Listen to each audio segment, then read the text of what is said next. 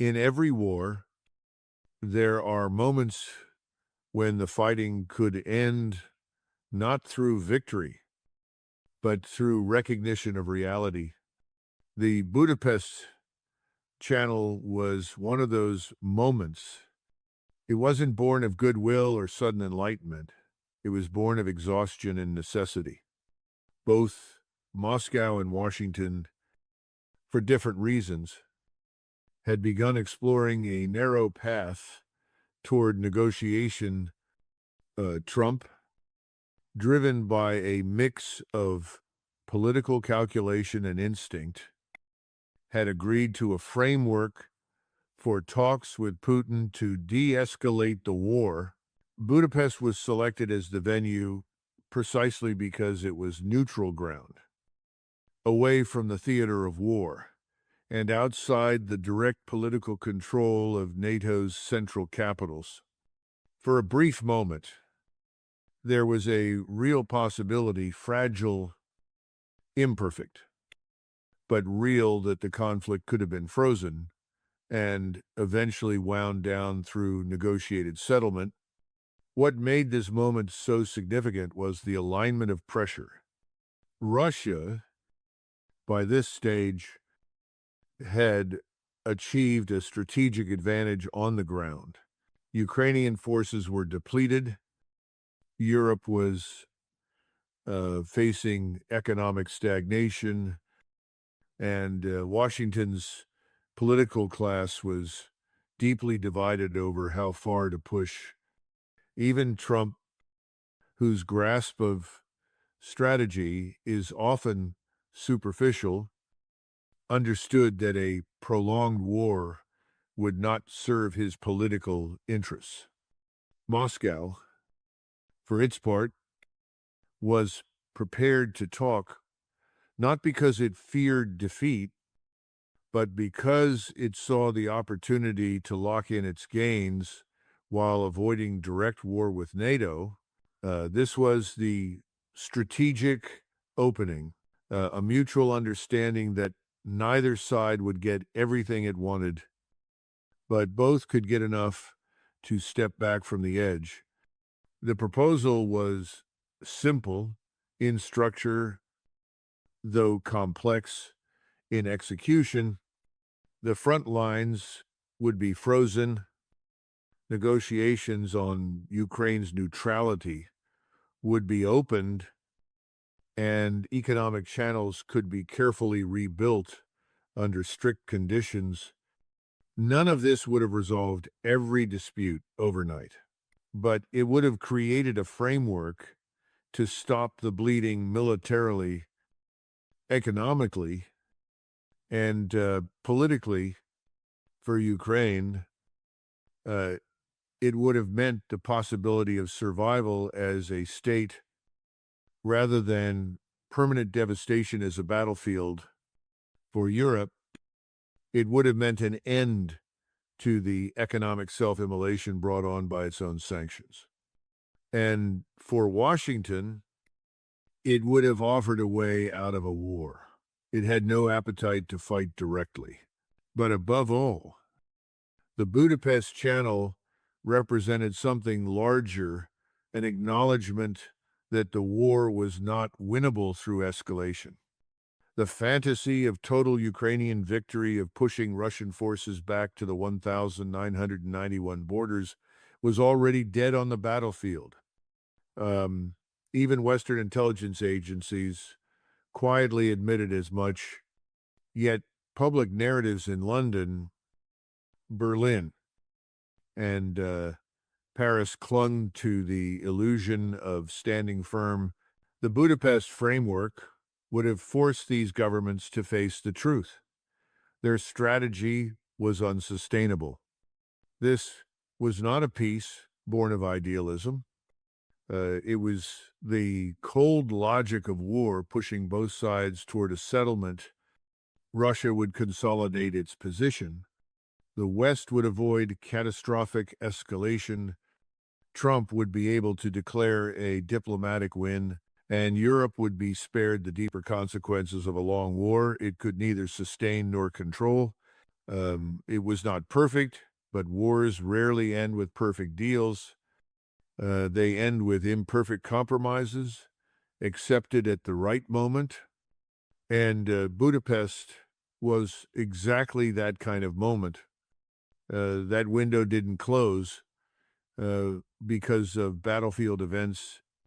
It closed because of politics, because key European capitals decided they would rather preserve the illusion of strength than accept the hard truth of their limits.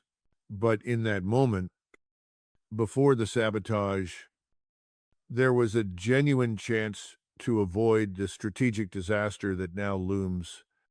It was the last chance to choose realism over delusion. Wars are often prolonged, not by those who fight them, but by those who fear the cost of ending them. The reaction of Europe's political class to the Budapest peace track revealed exactly that kind of fear. Not fear of Russia, but fear of losing control of the narrative. The moment the prospect of real negotiations emerged, key European capitals, London, Berlin, and Paris did not respond with cautious optimism. They responded with panic. While the Hungarian foreign minister pushed to facilitate talks, reports out of European power centers showed an unmistakable hostility to the idea of a Trump-Putin settlement. What should have been a diplomatic opening was treated instead as a strategic threat to the European war posture. Within days, the groundwork for Budapest began to unravel. The logic of that sabotage is as cynical as it is simple. European leaders like Keir Starmer, Olaf Scholz, and Emmanuel Macron are governing on borrowed time. Their approval ratings have cratered. Their political legitimacy is hollow. And they have no successful domestic agenda to lean on. The war in Ukraine, for them, is not about victory on the battlefield. It is about maintaining a posture of defiance that disguises their own political fragility. Peace negotiations would force them to confront what they've carefully avoided. For more than 2 years, they have tied their political futures to a war they cannot win. And so they moved quickly and deliberately to undermine Budapest before it could become real. The mechanics of this sabotage were subtle but decisive. European officials leaked their disapproval, applied coordinated pressure on Washington, and amplified the narrative that a negotiated settlement would reward Russian aggression behind closed doors. They appealed to Trump's vanity, reminding him of the political risk of appearing weak, of making a deal that could be portrayed as a concession. And Trump, never a man of strategic discipline, responded as expected. His team hesitated. The meeting was delayed, and then it died. This was not about military strategy. It was about political preservation. European leaders have built their entire wartime identity on the image of standing up to Russia. That posture has covered for their domestic failures, rising energy costs, stagnant économie, declining living standards, and public discontent. The war gave them a unifying narrative, one that allowed them to project strength without having to deliver results. A negotiated settlement would have stripped that narrative away overnight. It would have exposed the war for what it had become, a slow, grinding disaster managed by weak leaders clinging to illusions of power. It is telling that many of these same leaders welcome the idea of Tomahawk missiles being sent to Ukraine, a decision that could have risked nuclear escalation but recoiled in horror at the idea of a diplomatic settlement. They embraced escalation because it kept the illusion alive. They feared peace because it would have forced them to explain why their strategy had failed. That is not leadership. That is political cowardice dressed up as moral clarity. Budapest didn't collapse because Moscow refused to talk or because Washington pulled out first. It collapsed because Europe couldn't accept that ending the war might expose the rot within its own political structures.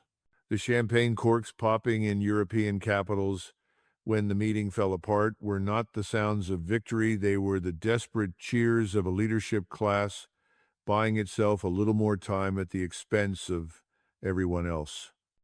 In war, such moments carry a heavy cost. Europe may not be the one paying it on the battlefield, but it will pay it in time. When a war drags on beyond its strategic logic, it usually means the people in charge are not leading, they're surviving. What we saw in Europe's response to the Budapest Peace Channel is a textbook example of leadership failure.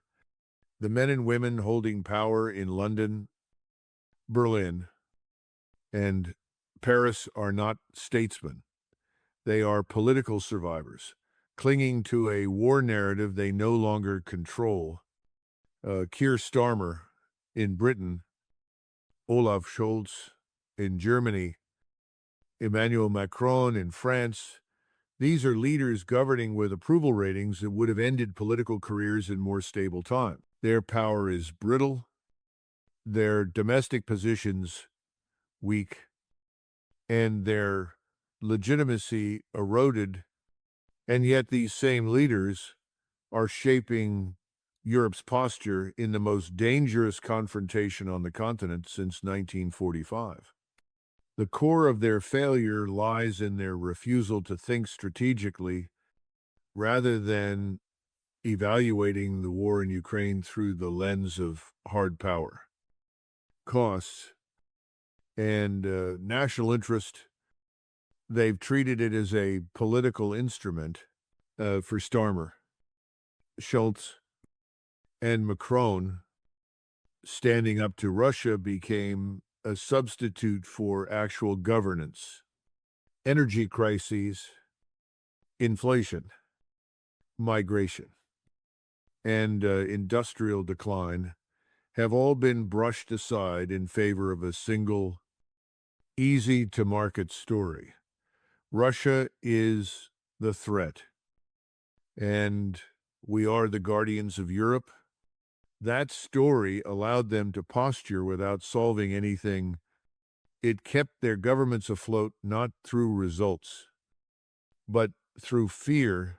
And once fear becomes a political tool, ending the war becomes a threat to their own survival. These leaders know they cannot win the war militarily. They have been briefed by their intelligence services. They see the same casualty numbers, the same ammunition shortfalls, the same logistical collapse that any serious military analyst sees. They understand that Ukraine's ability to reverse its losses is gone, but they also know that admitting this would mean admitting their own failure. They built their political identity around a war they cannot win.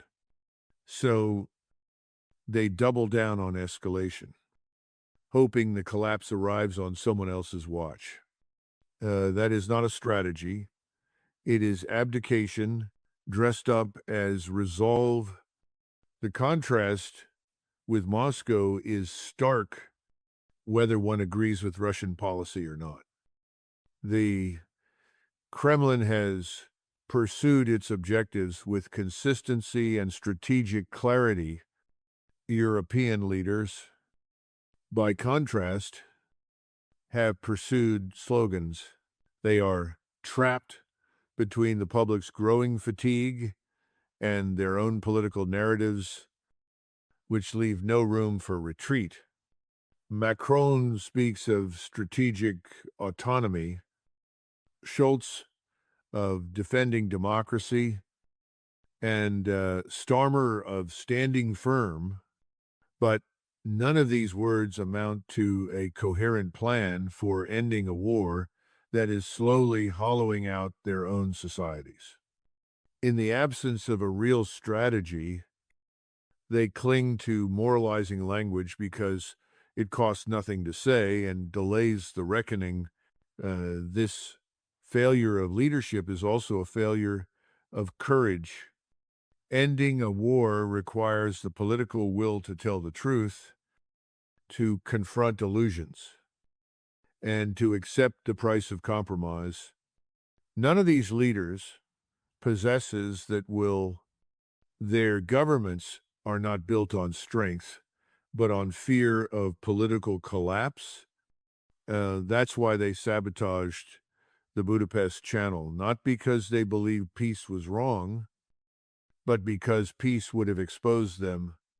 History is unforgiving to such leaders. When the costs of this war finally fall hardest on European societies, these same figures will be remembered not for their defiance, but for their cowardice at the moment when diplomacy might still have worked. Wars don't end just because armies grow tired. They end when political leaders decide to end them. Europe's political class made the opposite choice, to prolong a losing war in order to postpone their own accountability. That choice may keep them in office for a while longer. It will not save Europe from the consequences. When strategy collapses, delusion often takes its place. What Europe's leaders have been selling to their publics and perhaps to themselves is not a coherent plan, but a fantasy. It is the belief that Russia can be contained, weakened, or even defeated through the sheer perseverance of sanctions, rhetoric, and symbolic escalation. This belief is not grounded in battlefield reality, nor in the economic balance of power. It is rooted in a political class that has mistaken slogans for strategy, and nowhere is this more visible than in the European reaction to the prospect of negotiations in Budapest. Instead of seeing diplomacy as a means to salvage what little strategic position remained, they clung to the illusion that time itself was on their side. This is the same illusion that has haunted declining powers throughout history, from Napoleon's miscalculation in Spain to America's disastrous war in Vietnam. Political elites have often convinced themselves that willpower can compensate for failing means. Europe's delusion is built on three pillars. The first is the fantasy of Russian collapse, the idea first articulated in the late 1992 and still echoed in Western think tanks today, that Moscow will eventually crumble under pressure, economic sanctions, diplomatic isolation, and battlefield attrition. They believed would eventually break Russia's back, but it hasn't happened. Russia's economy has adapted, its alliances have expanded, and its military production has surged. While Europe bleeds resources, Moscow builds strategic depth. The second pillar is the belief that Ukraine can be rebuilt into a formidable counterweight to Russia with enough Western aid. This was always a dangerous fiction.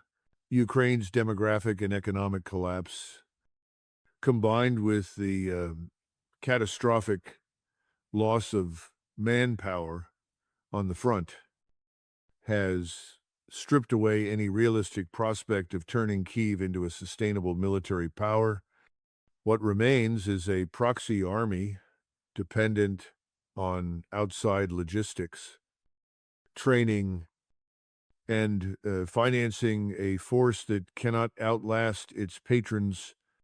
Yet European leaders keep repeating the same mantras as long as it takes. We will stand with Ukraine. Victory is inevitable. Words meant to disguise a reality they refuse to confront. The third pillar is perhaps the most dangerous, the belief that NATO can keep escalating indefinitely without provoking a decisive Russian response. This is the same arrogance that has defined many imperial projects before their fall, the belief that the other side will absorb every blow without striking back in kind. But Russia is not a peripheral actor. Its nuclear power with an industrial base that dwarfs Europe's in wartime production, and a leadership that views this conflict as existential. Every escalation from London or Brussels is met not with panic in Moscow, but with cold calculation, and eventually those calculations will result in retaliation on terms the West can't control. This is why delusion can be more dangerous than defeat. A defeated army can retreat. A deluded leadership doubles down until retreat is no longer possible. Europe's elites are trapped in a story they wrote for themselves, that they are defending democracy against tyranny, that their economic strength is infinite, and that their alliance is unshakable. But as the war drags on, their energy systems weaken, their industries contract, their societies grow restless, and their military stockpiles run dry. These are not the signs of strength. They are the unmistakable symptoms of a bloc that is living beyond its strategic means.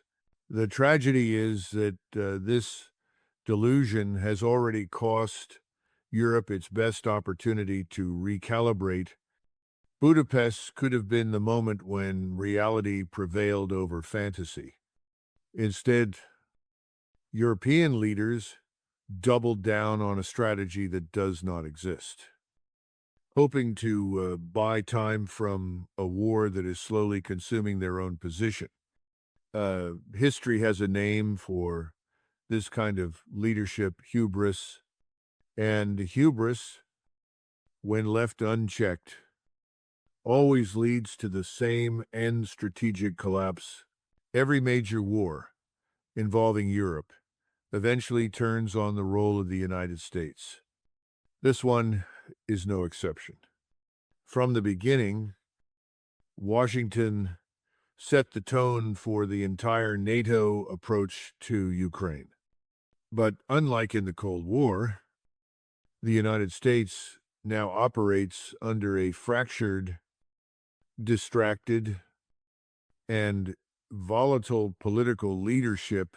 Trump's involvement in the Budapest track revealed how fragile American strategy has become, how easily it can shift, not because of grand strategy, but because of political pressure, ego, and calculation.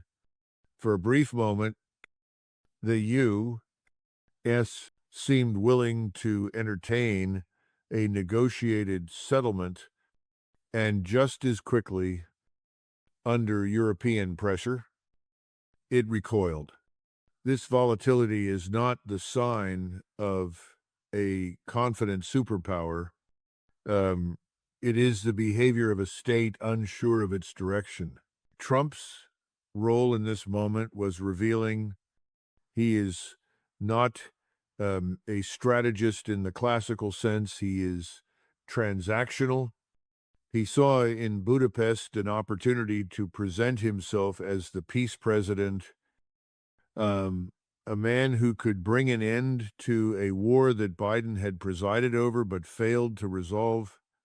But his instincts, however pragmatic, collided with two forces: Europe's determination to prolong the war and Washington's own entrenched national security establishment.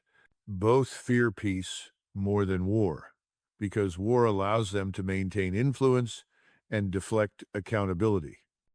And Trump, as he has done many times before, bent under the pressure. A meeting that could have marked the first serious diplomatic opening since 2022 died before it ever happened. This is the essence of the American variable. It is unpredictable, internally divided, and strategically inconsistent. On one side, there is a clear understanding in parts of Washington that this war is unsustainable. The costs are rising, public support is eroding, and the prospect of direct confrontation with Russia is strategically disastrous. On the other side, the foreign policy establishment, driven by inertia, ideological hostility toward Moscow, and alliance commitments, insists on maintaining the current trajectory no matter the cost. The result is a policy that lurches between hesitant diplomacy and dangerous escalation, with no stable strategic center. Europe understands this weakness, and it exploits it, lacking strategic autonomy of their own. European leaders learned long ago that shaping Washington's posture is often easier than leading themselves. In this case, they pushed hard to kill Budapest because they knew Trump was susceptible to pressure. They wrapped their sabotage in the language of transatlantic unity, a euphemism for making sure America doesn't stray from Europe's illusions. And Trump, who craves affirmation more than he seeks strategic clarity, folded. What makes this dynamic especially dangerous is that Russia understands it too. The Kremlin knows Washington is divided, and that the Europeans are pushing a maximalist line they cannot enforce on their own. This encourages Moscow to wait to let the alliance exhaust itself politically and economically, while Russia holds the military initiative. American inconsistency becomes a strategic asset to Moscow, not a liability. The U.S. could have used Budapest to reassert strategic control, to shape an endgame on its own terms. Instead, it allowed itself to be pulled back into Europe's delusions. A superpower that cannot lead its allies is not acting as a hegemon, it is reacting as a captive of its own alliances. That is the American variable today. Unpredictable, unstable, and increasingly unable to make hard strategic choices. Every war contains a point where peace is still possible, where the losses are devastating, but not yet irreversible. Budapest was that point. For the first time since 2022, the key actors in this war had a realistic path to freeze the conflict, avoid catastrophic escalation, and build a negotiated framework to end it. It was not a utopian vision of peace. but a hard, unsentimental settlement, one rooted in strategic necessity rather than idealism. The outlines of that settlement were clear to anyone willing to look past rhetoric. Ukraine would be neutralized. The front lines would be frozen along, positions already held. Security guarantees would be crafted to prevent NATO expansion into Ukrainian territory.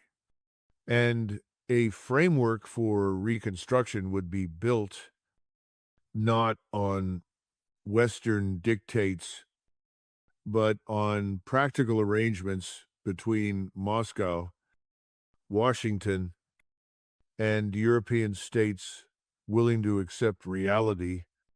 This was never about handing victory to one side. It was about preventing a total collapse.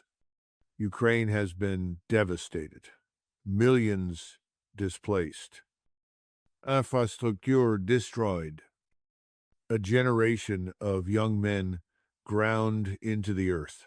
Russia, for all its battlefield advantage, has no interest in waging a permanent war with NATO. Washington, despite its bravado, is in no position to sustain a direct confrontation with Moscow without risking escalation. It cannot control. And Europe, facing energy shocks, economic decline, and political fractures, is in no shape to absorb the long-term costs of endless war. In that context, a negotiated settlement was the only serious path to preventing a much wider disaster. Neutrality was always the linchpin of any real peace. It had been discussed in back-channel talks since early 2022, when even Zelensky briefly admitted that NATO membership was no longer realistic. A neutral Ukraine, guaranteed by international agreements, would have removed the core trigger of this war. NATO's eastward expansion, territorial adjustments, while painful, were already de facto reality. No battlefield scenario existed that could reverse Russian control of key regions in the east and south without triggering a direct NATO-Russia clash. In strategic terms, freezing those lines and moving toward neutrality would have stabilized the front and created space for diplomatic maneuvering. For Europe, a settlement would have meant lifting part of the economic stranglehold it had imposed on itself through sanctions. For the United States, it would have meant extricating itself from a war that is politically toxic and militarily unwinnable. For Russia, it would have meant securing its immediate strategic objectives without escalating into a wider war. None of these outcomes would have produced celebrations or victory parades, but they would have prevented a protracted catastrophe. The tragedy is that this was entirely achievable. The Kremlin signaled willingness to engage. Trump was momentarily open to the idea. Hungary offered to host. The basic architecture of peace existed, but political cowardice, delusion, and ambition buried it before it could take shape. European leaders, terrified of losing their war narrative, Escalation over compromise. Washington, divided and weak, went along. Kiev, trapped in dependency, had no voice of its own. This is why the Budapest moment matters. It wasn't just a failed meeting, it was the last serious diplomatic off-ramp before the war hardened into its current trajectory. Had it succeeded, Ukraine might have survived as a functioning state. Europe might have avoided the deeper economic and political fractures that are now inevitable. The U.S. might have regained strategic control, and Russia might have achieved its objectives without a larger confrontation. Instead, all sides now face a far more dangerous road, where peace is no longer negotiated but forced on far harsher terms. Wars don't always explode, they slide. They slide when opportunities to de-escalate are lost, when illusions replace strategy, and when weak leaders mistake delay for control. That is exactly where Europe and the United States find themselves now. The Budapest Channel was a last off-ramp, a rare moment when diplomacy still had weight. Its collapse didn't just close a diplomatic window, it set the war on a more dangerous trajectory. Without diplomacy, only escalation remains, and escalation with a nuclear-armed power like Russia is not theoretical, it is a matter of time. Of pressure and miscalculation, Europe's leaders sabotaged the talks, not because they had a better plan, but because they had no plan at all. Now, they are prisoners of their own rhetoric. They promised their publics that standing firm would lead to Russian weakness. Instead, Russia stayed stronger, its economy adapted, its alliances deepened, and its military position consolidated. Europe, meanwhile, is running on empty. Energy prices are volatile, industries are strained, political instability is rising, and public trust is eroding. But because leaders like Starmer, Schultz, and Macron built their entire political posture on resisting Moscow, they cannot retreat without losing face. So they escalate, not because escalation leads anywhere useful, but because it is the only thing left that postpones their reckoning. Washington is no better positioned. Trump's indecision and the foreign policy establishment's inertia have produced an American position that is strategically incoherent. The United States has neither the appetite for direct war with Russia nor the clarity to lead its allies toward peace. So it continues to drift, arming Ukraine, threatening Moscow, and sanctioning without a strategic purpose. That drift is not neutral. It is a movement toward a collision no one is prepared to handle. Russia, unlike the West, has drawn clear red line strikes on its strategic infrastructure, will invite catastrophic retaliation.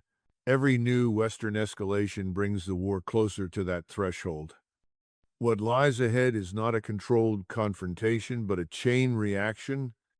As Ukraine weakens, Western governments will feel growing pressure to intervene more directly to avoid a symbolic defeat. That could mean deploying advisors, expanding intelligence operations, or placing more advanced weapons in the theater, actions that Moscow will not treat as symbolic. The Kremlin has already made clear that British-directed strikes are viewed as acts of war. If Europe and the United States continue down this path, Russia will respond. And when it does, NATO will face a decision. It is entirely unprepared to make escalate further or back down publicly. This is how empires stumble into wars. They cannot win. Not through grand designs, but through a refusal to acknowledge limits. The peace that could have been shaped through diplomacy will eventually be dictated by force. And when that moment comes, it will not be Europe setting the terms, it will be Russia. Leveraging the strategic advantage it patiently built while the West indulged its fantasies, escalation is not just a risk. It is the logical destination of the choices already made. History is clear about what happens when states miss their last chance for peace. The war doesn't end. It changes shape. It grows more dangerous, more unpredictable, and more destructive. Europe chose to sabotage its opportunity to step away from the edge. Now, it walks that edge with no safety net beneath it. This is the road to escalation. And once a war reaches this stage, turning back becomes far more costly than taking the off-ramp when it was still open.